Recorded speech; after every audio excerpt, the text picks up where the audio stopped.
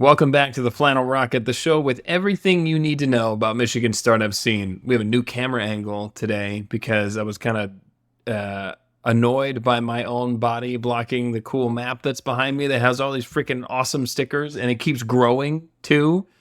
So I wanted to have a different angle. So here we go, different angle. In this episode, we're diving into the recent Tech Week in East Lansing, the inaugural 517 E&I Week. We'll talk about a new EdTech Accelerator launching in Michigan and some incredible news on how the state is backing even more startups being built here. We'll also go into detail on why Michigan is positioned to win big with advanced manufacturing. And we've got a fun fact that you're going to want to stick around for. Let's go.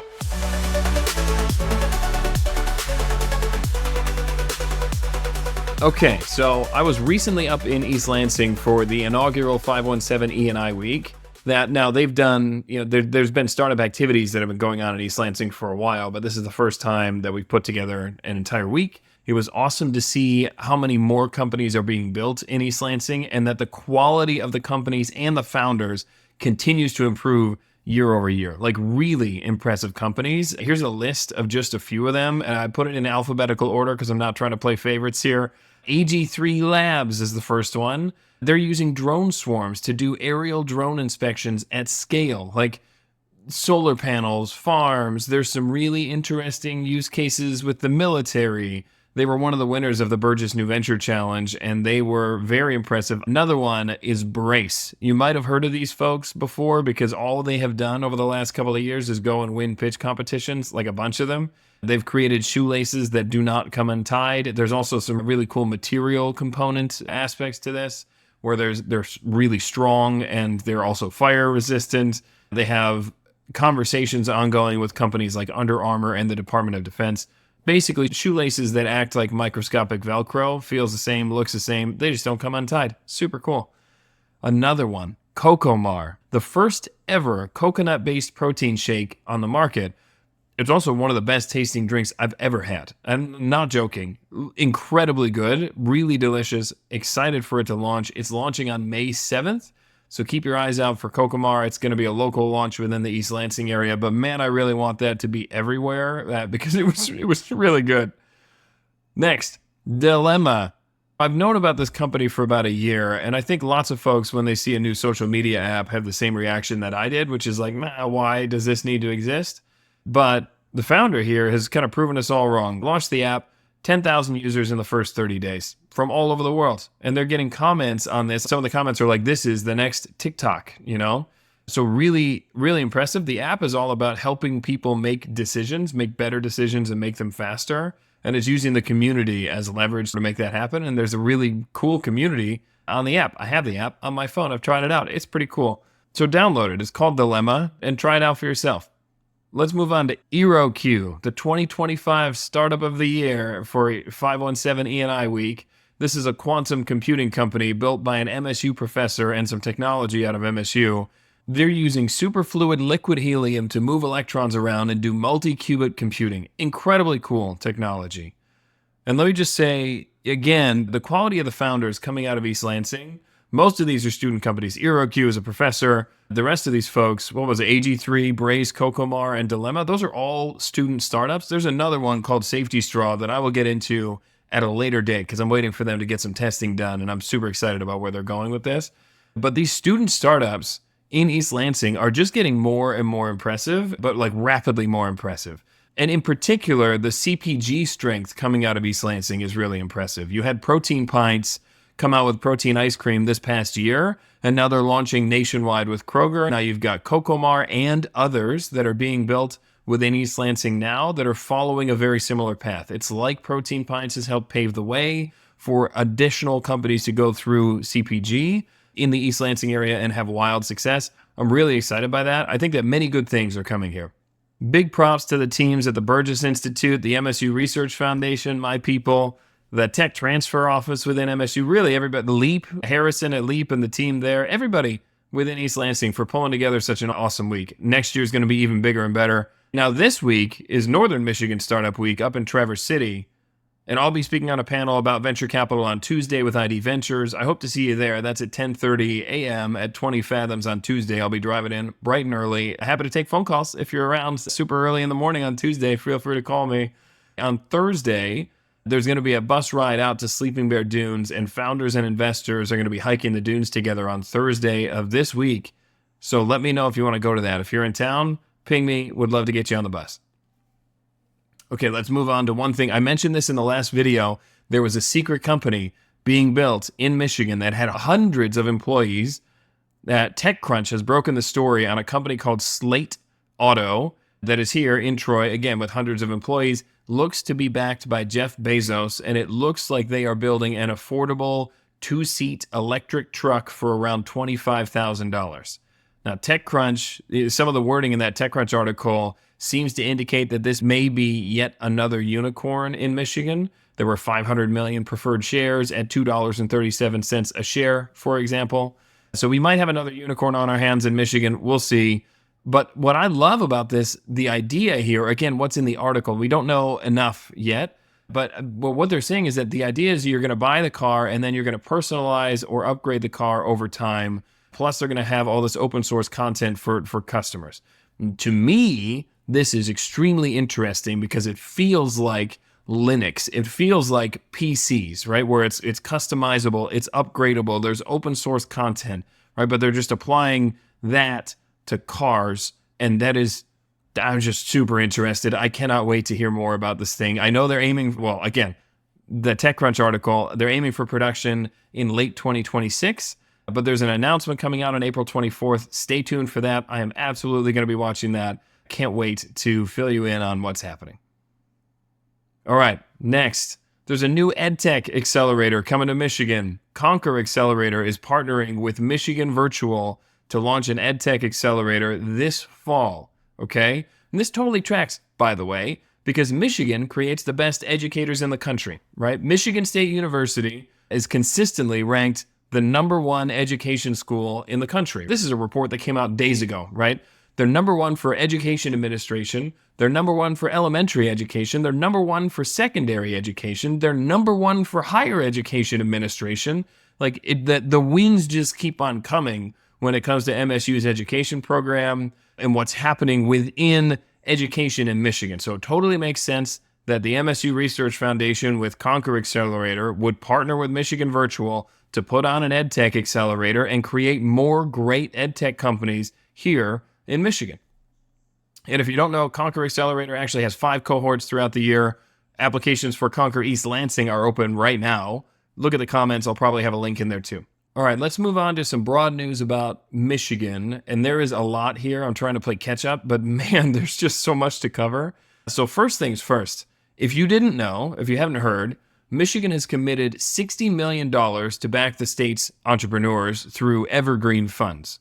Right, this is the largest state appropriation for entrepreneurship and innovation in nearly 20 years. Funding has been allocated to multiple organizations, including the MSU Research Foundation, that's this guy, Invest Detroit, Ann Arbor Spark, U of M's Accelerate Blue, and Western Michigan's BRCC, that's the Biosciences Research and Commercialization Center. So those 5 organizations are going to be getting money from the state to help invest in more startups. And then there's also going to be 3 new early stage funds that are focused on investing in startups in Michigan. Now, here's what makes this really interesting. The Michigan Strategic Fund recently approved increasing the investment exposure limits for Michigan Innovate Capital funds from $250,000 to $500,000.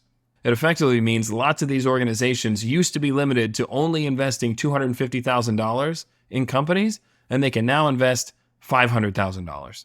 So we might see some changes in how funds operate in the near future here. Pretty exciting. All right, moving on. Let's talk about R&D tax credits because they are back in Michigan. They're back after 13 years, which is roughly the same amount of time and same time frame that I was away from Michigan. I come back and R&D tax credits come back. Just saying. Coincidence? I don't know. R&D tax credits, here's how they work. You can get up to $250,000 a year in R&D tax credits for the state of Michigan. You can get an additional $200,000 credit if you're doing university research collaboration. That's really great. There's lots of details on this. You should definitely check it out. Definitely talk with your tax people. If you're not profitable, this probably doesn't help you today. However, and while I am not a tax expert, in my opinion, this is definitely worth tracking and reporting on starting in April of next year, because you might be able to claim these credits against future income down the line. Something to look at. If I have somebody that tells me yes or no, either way, I'll provide an update here. Would love to do that. But for now, I would be tracking this because I think it could be useful. Okay, let's talk about our population, right? You might know that Detroit is growing for the first time in 60 years because that's freaking great news. You might have heard that after Detroit demolished the NFL draft record last year. You might also know that Michigan has for a long time suffered under this brain drain, right? Where young adults graduate and then leave the state and maybe never come back. Maybe they come back when they have kids, but there's this gap in the young adult population in Michigan. It's been going on for a really long time. In fact, it was exceptionally bad in the early 2010s, right? 2010 to 2013, Michigan lost a young adult population in 73 out of our 83 counties. It was that bad.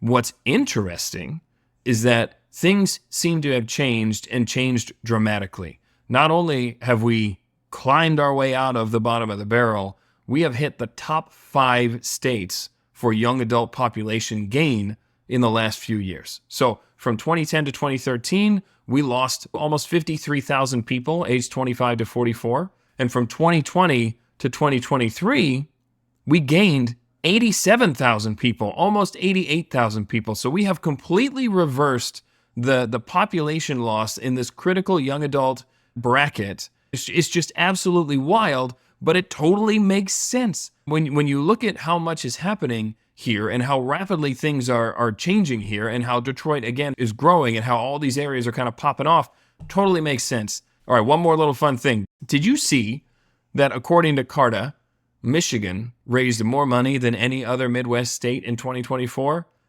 I'm pretty sure that's the first time that's ever happened. But according to Carta, in 2024, Michigan beat out Ohio, beat out Illinois.